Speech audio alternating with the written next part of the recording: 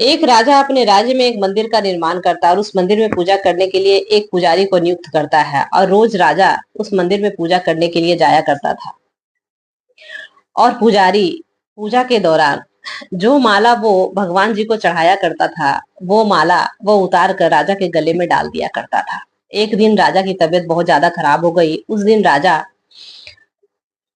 पूजा करने के लिए नहीं आया और उसने आदेश दिया कि पुजारी को कहो कि अकेले ही वो आज पूजा करे।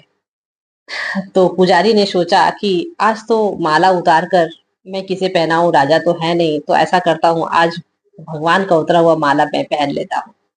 और उसने यही काम किया। वो भगवान का उतरा हुआ माला उसने खुद पहन लिया।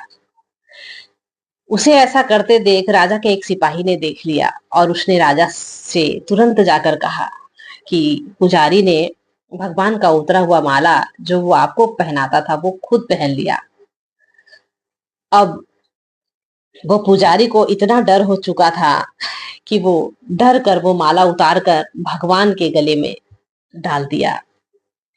राजा ने सिपाही की बातें सुनकर भगवान का उतरा हुआ माला उतार कर उसने लाने को कहा।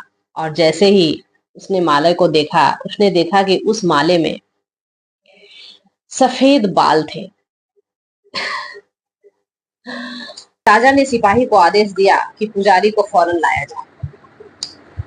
पुजारी के पास जैसे ही सिपाही गए, पुजारी डर से बहुत ही परेशान हो गया। पता नहीं राजा हमें क्या सजा देंगे। उसने झट से मंदिर गया और मंदिर में भगवान से प्रार्थना की कि भगवान, मैंने गलती से आपका जो माला उतरा हुआ था मैंने पहन लिया। अब पता नहीं राजा मुझे क्या दंड देंगे, आप ही मेरी रक्षा करें। और वो ये कहकर मंदिर से निकलकर सिपाही के साथ गया। और राजा ने उससे पूछा कि इस माले में सफेद बाल किसके हैं? क्या इस माले को तुमने पहना था? पुजारी ने झट से उत्तर दिया कि नहीं, ये सफेद बाल भगवान श्री कृष्ण के हैं, जिसकी पूजा मैं रोज करता हूँ। तो राजा ने कहा कि भगवान के तो बाल काले हैं, सफेद बाल कहाँ से आए? इतनी जल्दी सफेद बाल कैसे हो गए? तो वह नहीं, मैं कह रहा हूं ना कि ये भगवान के ही बाल हैं। उसके बाद राजा ने कहा कि मैं कल सुबह जब मंदिर आऊंगा पूजा करने के लिए, मैं देखना चाहता हूँ कि ये बाल भगवान के ही हैं या फिर तुम्हारे। तो मैं आकर देखूंगा वहां। वो पुजारी डर रहा था बहुत ज्यादा।